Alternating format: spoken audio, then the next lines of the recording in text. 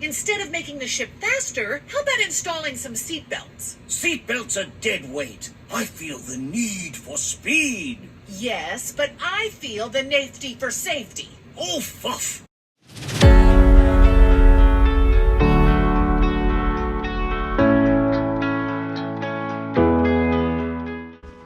Some of you may be thinking, well, why are you guys fretting so much about a soft top? Most people don't run soft tops with cages. You're 100% correct. Problem is, I have a sun allergy. Also, one sunburns entirely too easily. So because of that, the soft top for me is a requirement. And I have to have the shade protection.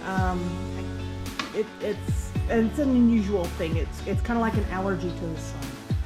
So this is why we are fretting so much about the soft top and trying to get it to work. Yeah, not many people would do this, but I need to. Hey y'all, back from the car show, and that was so much fun. There was so much variety.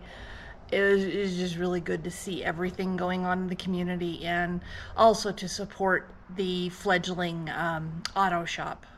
So important to do to support trades in education and all levels of education. So we felt really pleased to be able to do that, even though Penny is technically only halfway done with phase 4, which is fine. Honestly, Trail Hero is going to get in the way of phase 4 as well.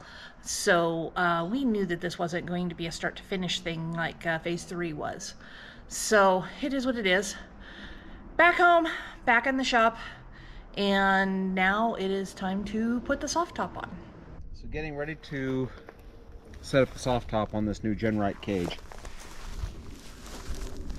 We have a kit that is intended to ensure compatibility between the new cage and a factory soft top.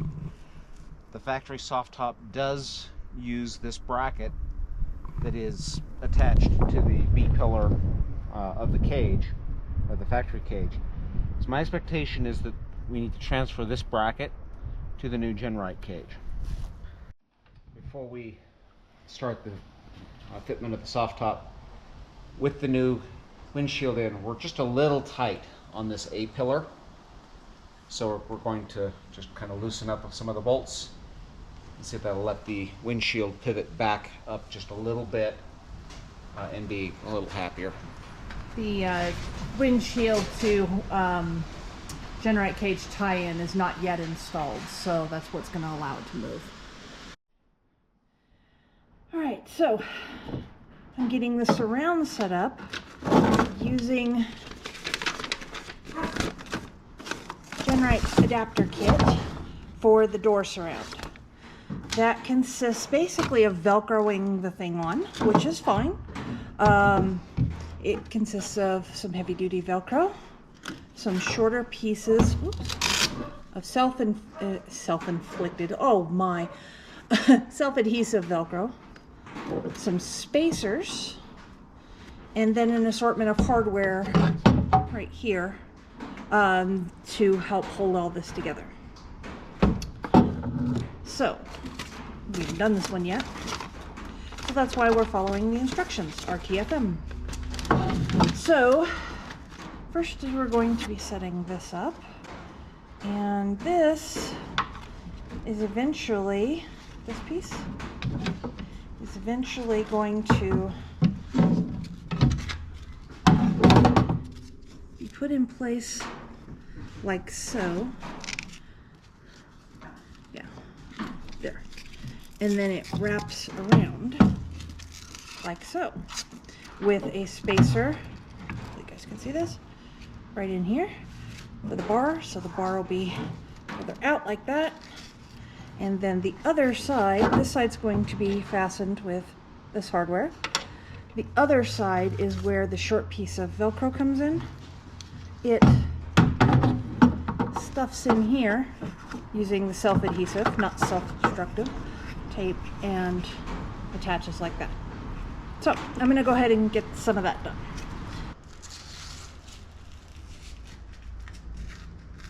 In theory, that's how that fits, although we're going to have to do some minor adjusting here because those are not where they're lining up. Minor adjusting is the name of a Jeep game. Okay.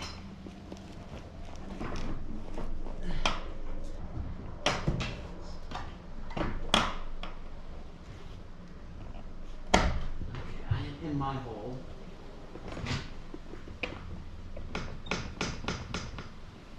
So now, what we need to do is take the back portion here and fold it through.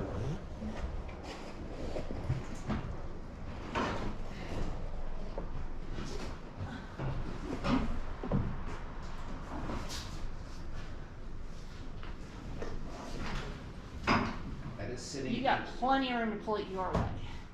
My door slots are locked in. Okay, well, I'm not concerned about those. I know, it's for fitment. I do want to make sure this bar is sitting in its channel. It is on my side. So the idea here was to use the factory soft top with the GenRight Cage. And we've got all the adapter kits and everything else that puts the door surrounds in place, but the instructions really don't talk anything about mounting this factory frame for the soft top.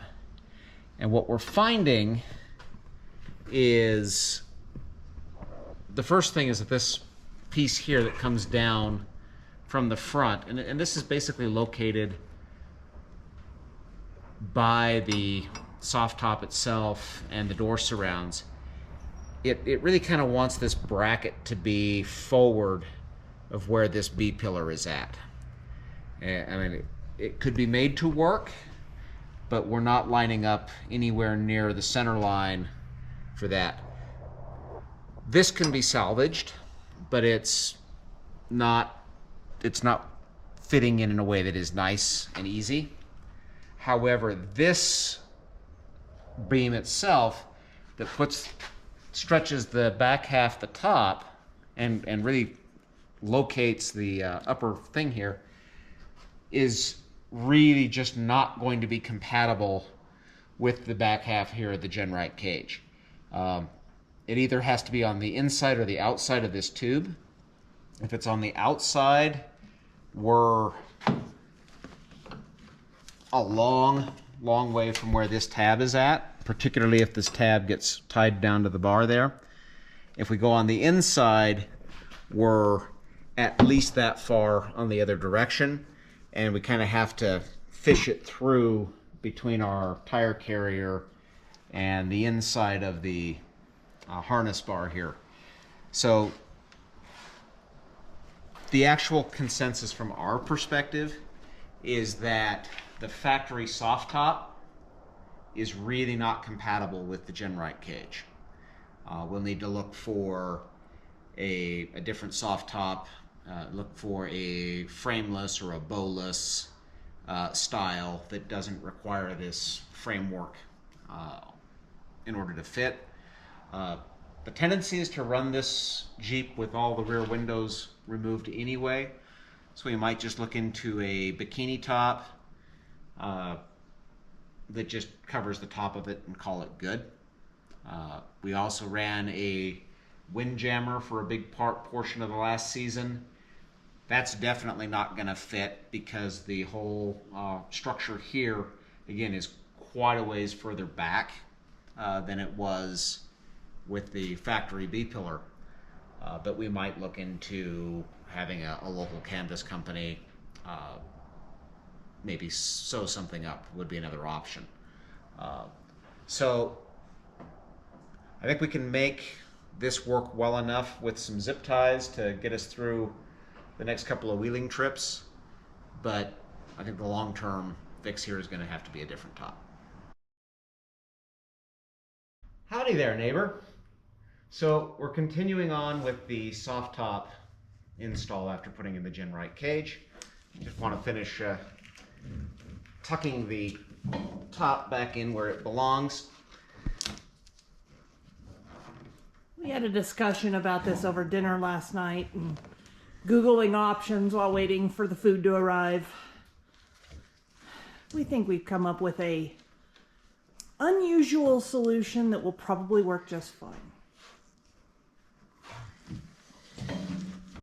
So what we're going to do with our cage is we got this all together last night and got the fabric stretched back out and windows test fit. We observed that we've definitely got conflicts between the cage structure and the GenRight cage. Now, for this tube that runs over the top and down, his position is pretty much fixed. This really cannot go anywhere other than exactly where it is. We do, however, have the merit that it is landing on the tube. Really can't reuse this factory bracket, but what we're thinking is if we just run a screw straight through into the tube, this one will be located and we'll have a solid connection. Interestingly enough, when we got the back piece and portion stretched out, we're, again, a long way from where this factory bracket is because we're quite a ways further out than the factory location would be. But when it's all stretched, we are, again, on this tube. And interestingly enough, also resting on top of our tire carrier here. So this is very much in place and can be secured.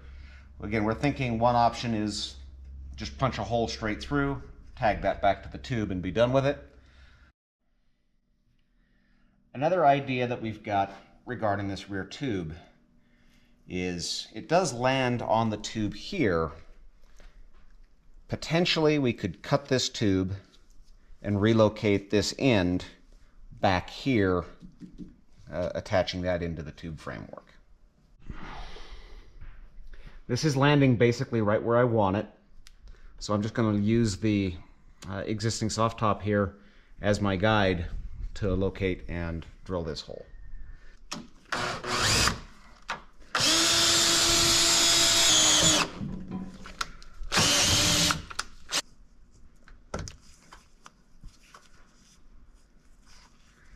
Because this is a plastic end, we're inserting a couple of washers just to serve as a spacer to provide it the stability and avoid cracking it on compression.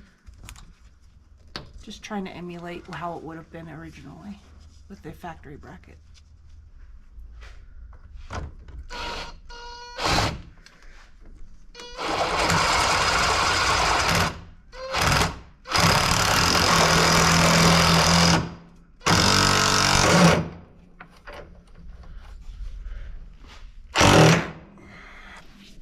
Looking to try to keep these plastic ends just because they make for a nice clean attachment point. Appear to be secured with a Phillips screw, so take that out and then hopefully the end just slides out. Notice we flipped it completely backwards so we have room to work on it, and next is to decide where we're going to cut it.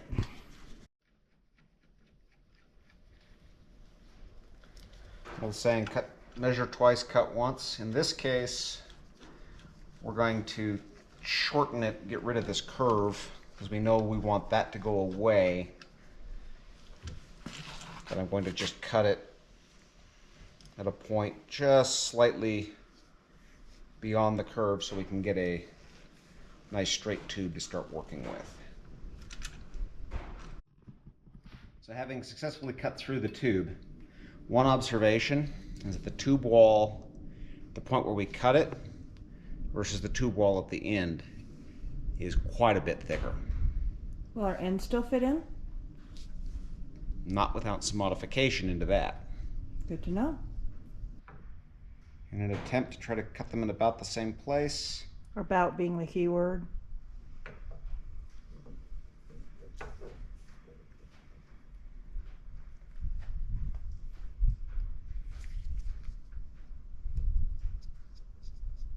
Got our little piece of cut-off tube here. I just turned it on. We've got our little piece of cut-off tube here, and I've been experimenting with my various hole saws to see if I can put a hole saw that will give me something just a slight interference fit with the inner side of the tube. is what I'm going to do is use the hole saw to trim down the diameter of the plastic fitting here.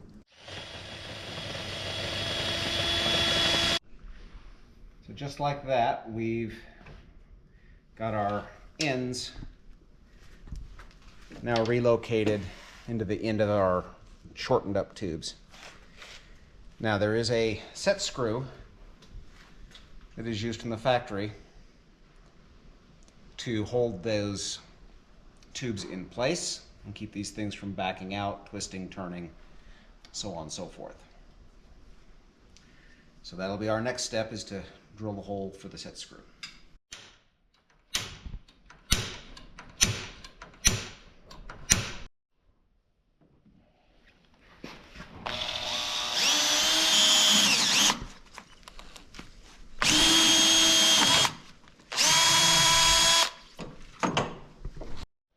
Lining this up so that the bigger hole is going to be on the inside, because that's where we're going to try to put our hole for the screw.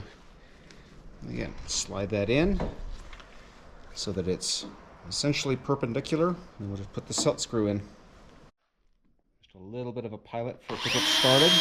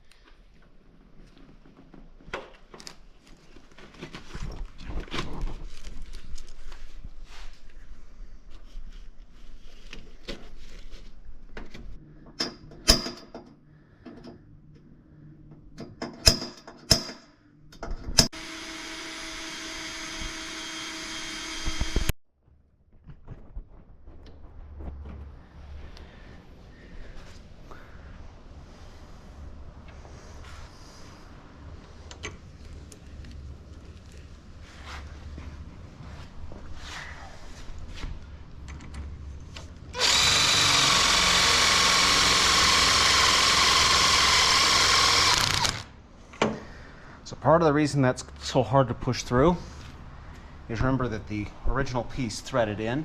There is a metal insert in the back side of this clip that we're actually having to drill through when we do this.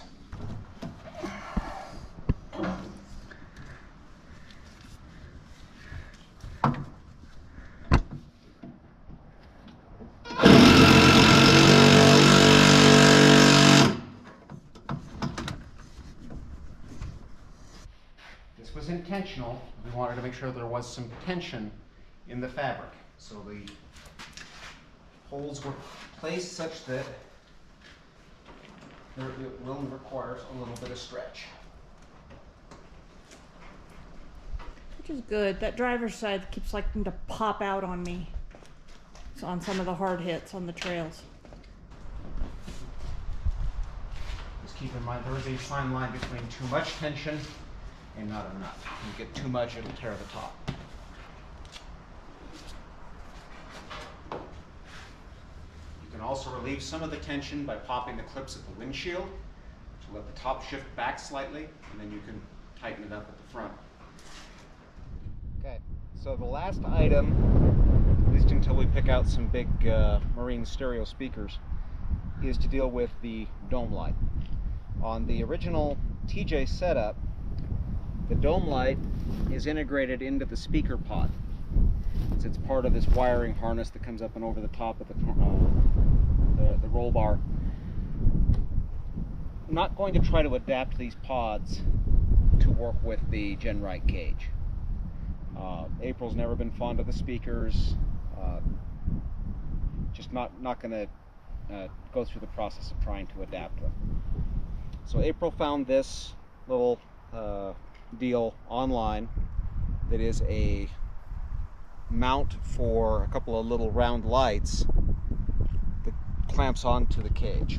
And so what we will do with this is just attach it in the center of the cage, and we'll take the wiring that used to feed over to this dome light and splice it for these two little lights. All there is to it. Howdy, neighbor. So, finishing up the installation of the wiring with this GenRight Cage and our new dome light. We did stub out the wiring for the speakers. That's part of this because over this loom from the factory there are 6 wires. One for the left speaker, one for the right speaker, as well as a hot and a ground for the dome light. We'll use these later when we put the stereo system back together. Put the whole thing up in a loom. There is a hot and a ground for the dome light, and just tie that back into the factory dome light wiring, and we have a nice bright light that will illuminate the interior for those times when we're trying to find our big gulp cup in the middle of the night.